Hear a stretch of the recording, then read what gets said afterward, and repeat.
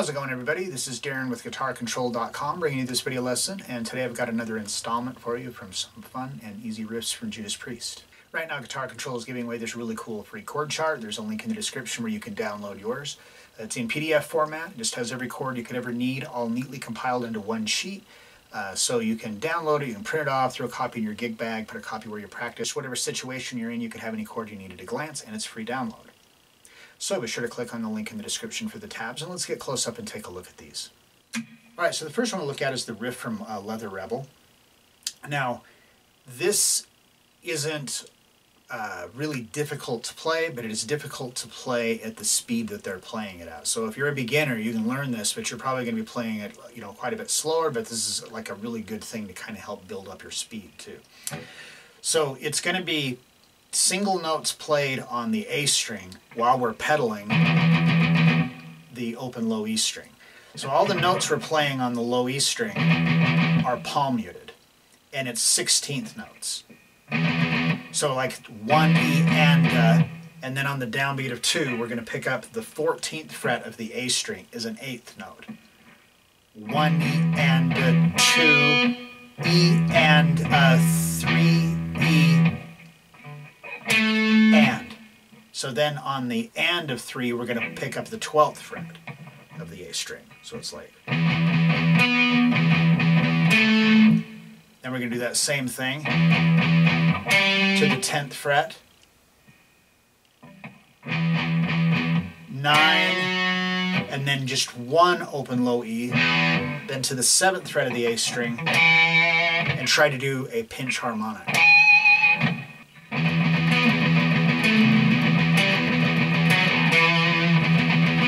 Alright, so that is the first 2 measures. So the next 2 measures is the same exact thing. The only thing that's different is the very last note. Instead of being the 7th fret, it's the 5th. Also try it with a pinch harmonic.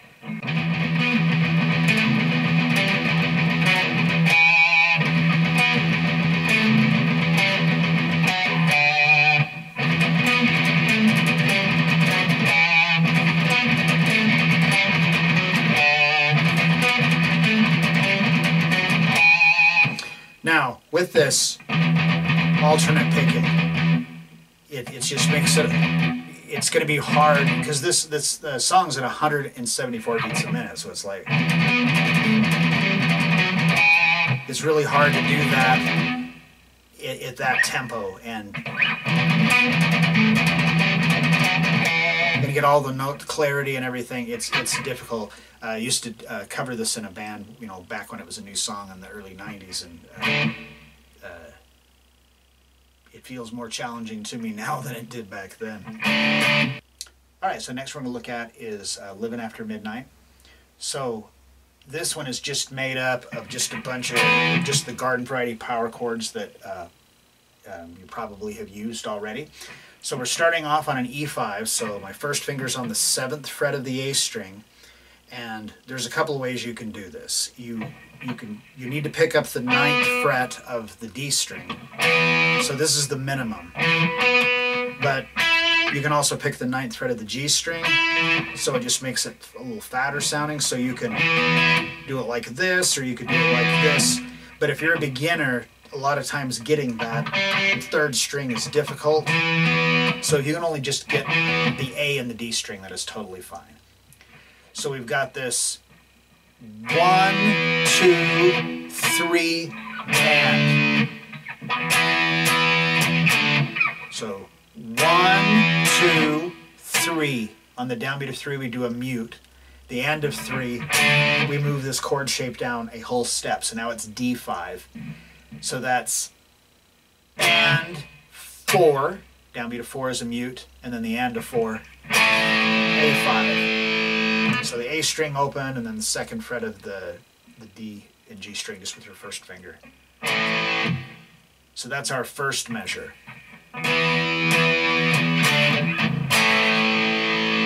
we hit that on the and of 4, and then on the first 2 beats of the 2nd measure are 2 more of those. So it's like 4 and 1, 2. Mute. E5, 2nd fret of the A string, 4th fret of the D and or G string. Mute, and then back up to here, to where we started on E5. So that's the first two measures.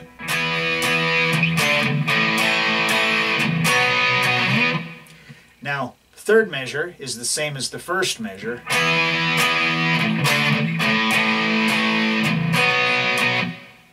The fourth measure is the same as the second measure. The sixth measure is the same as the first measure.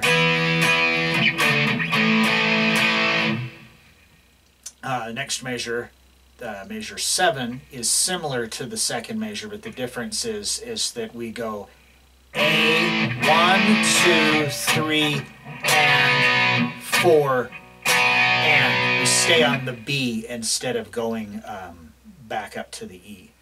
So it's like...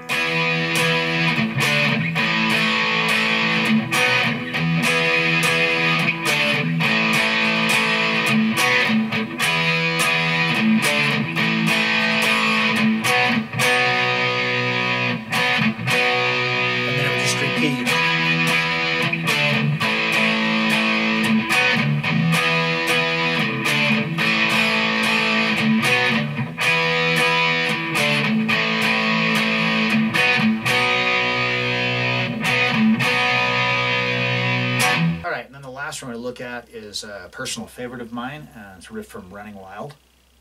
So we're going to start off on that same E5 power chord.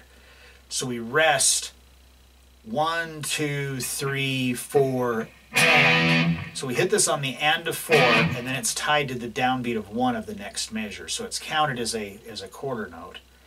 And then we hit it again on the and of 1. So it's like and 1, and then starting on the downbeat of 2, we're going to just pedal the open low E string. So we've got 2 and 3 and 4, and then that E5 again, and then it starts over again. So that's like the first part of the riff, was the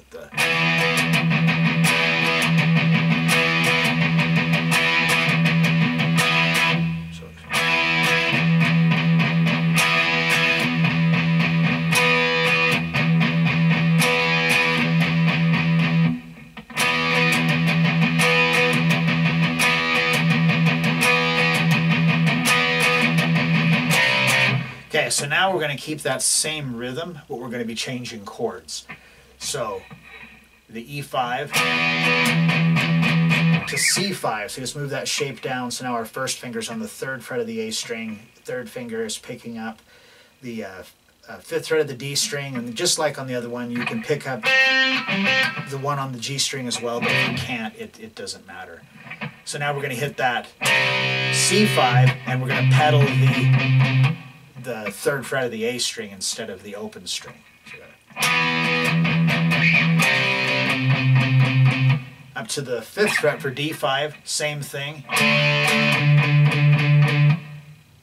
Then we're going to go to a G5, so down to the 3rd fret of the low E with your first finger, 5th fret of the A string and or D string. We're going to hit that on the and of 4.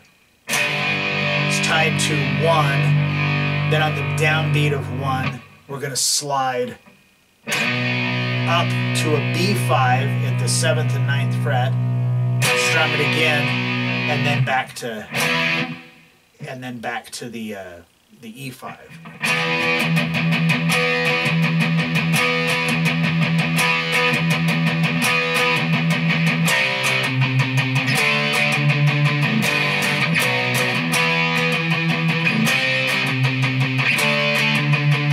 Okay, so the second time around, we'll get to the D5, then we're going to go to an A5, and we've got a quarter note, and then an 8th note, and then a mute. So it's like, and then back up to here. So.